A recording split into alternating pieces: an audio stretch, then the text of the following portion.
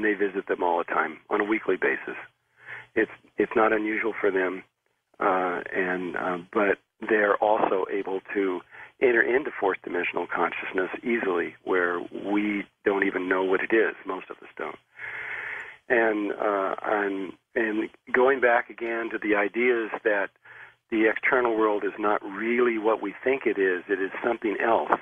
It has to do with pure consciousness. Once we understand that, then there's going to be an enormous revelation in human consciousness. It's one we've already learned a long time ago. We've forgotten it, and really we're just going to remember it. It's going to feel like a gift. But the ETs are here now. They've been here for a long time. We've also been interacting primarily with ones that are very low level and don't have good intentions on us. I mean, the Greys wanted to eliminate us completely, but it's not how it really is out there in the universe. Our galaxy, for example, is a living being also. It has the same energy fields around it that our human body does. Mm-hmm. And they're not at war. The idea of Star Wars and everything's out there fighting is just simply not true. They're at peace, and they love each other, and they're taking care of each other. There's only a few that are growing up and understanding that there's more to life than what they think, and those are the ones that we've been having problems with. The majority of them that are here now really love us and care about us. And also, there are ones that are inside the Earth, and these that are inside the Earth really care about us and have a very personal thing about it. And they really want to help us, and they're going to. The protocol is, as I've understand it from many of the tribes, is that once we are to the proper level where we can actually see them and communicate with them, then the next thing is we have to be introduced to our mother and our father. And this, now you're getting into the ancient Sumerian records of what they were talking about there. They believed that there was the planet Marduk, and sure. Nephilim came in. And in there, they're talking about another planet that is not in our solar system that actually was the father aspect, which was Sirius, from Sirius B, third planet out. And that race and this race that was here, the Nephilim, joined together and created the human race according to the oldest records on Earth. And that's the cuneiform tablets, out of Samaria. Yep. And before, what all these indigenous people are saying is that we will first meet our mother and our father, and what they're saying is we will first meet our father. These are the Syrians. They're about 10 to 16 feet high. Females are about 10 to 12 feet. Males are about 14 to 16 feet high. Truly the giants. They're tall. Yeah. There's much taller beings than that, but they're really? They're the next level of consciousness, which shows up in the sacred geometrical patterns. And they really care about us a lot. They have saved our life already, and we're not aware of it because of what's going on in the sun. There's something happening on the sun right now that is far more than what we think. And we would not be able to survive this with our present level of consciousness without their help. And they truly have helped us. But according to the indigenous people, they are in caves all over the world right now. And there will come a time soon, and I don't know when that'll be, but it'll be inside this window, when we will be introduced to them.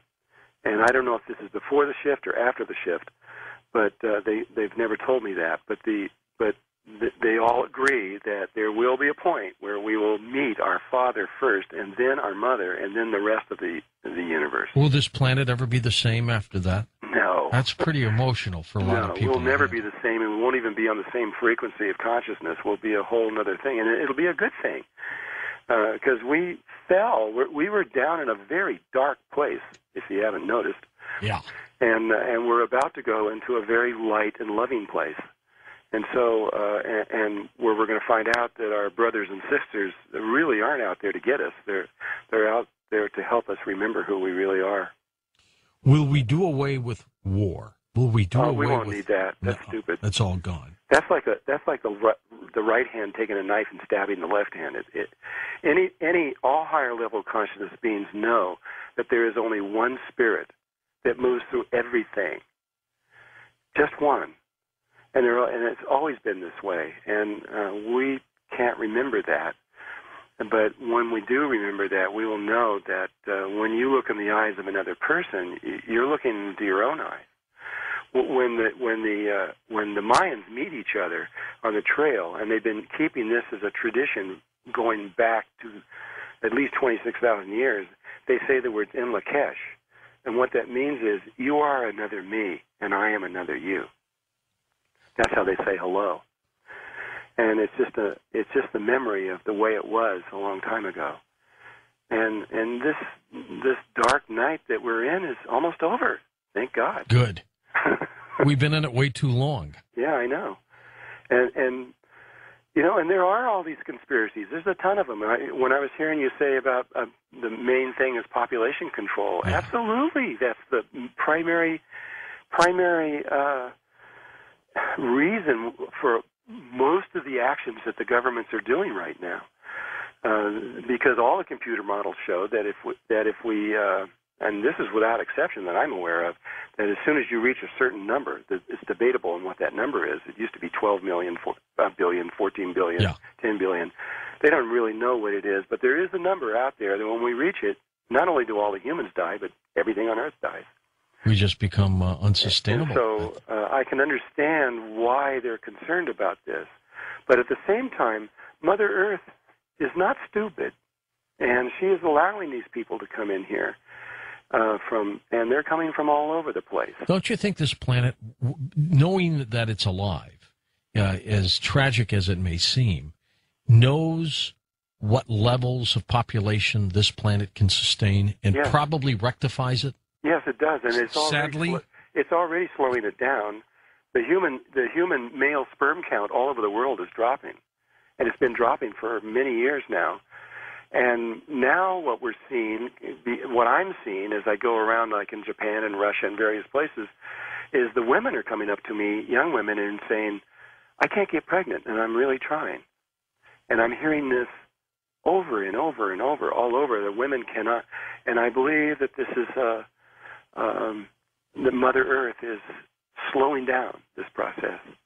But she's allowed this many to come forth, and exactly why, that's speculation. I don't really know. Yeah. This consciousness that you have studied and that I am fascinated with ties us into this invisible force in the universe. Oh, yeah, it really does. How do we teach people to use it? Well, to get on that road. Like I said, it took me 14 years just to figure out the field. And then it took me really until just the last 6 or 7 years, I've understood all the final details. I mean, I can very quickly show you the complexity of what's inside of us that we have long forgotten. But we have this, just to give you a view, we have an energy field. It's an electromagnetic field.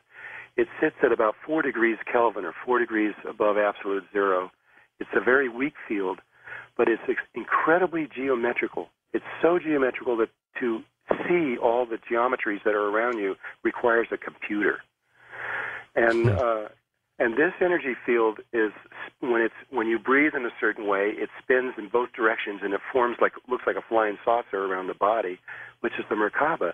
But that's only the beginning.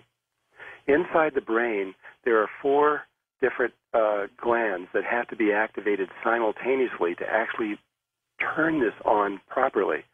And it can only be done when the spirit of the body leaves the brain, literally leaves it. It travels away from it and moves down into the heart, where the ancients talk about this little tiny place, this sacred place in the heart.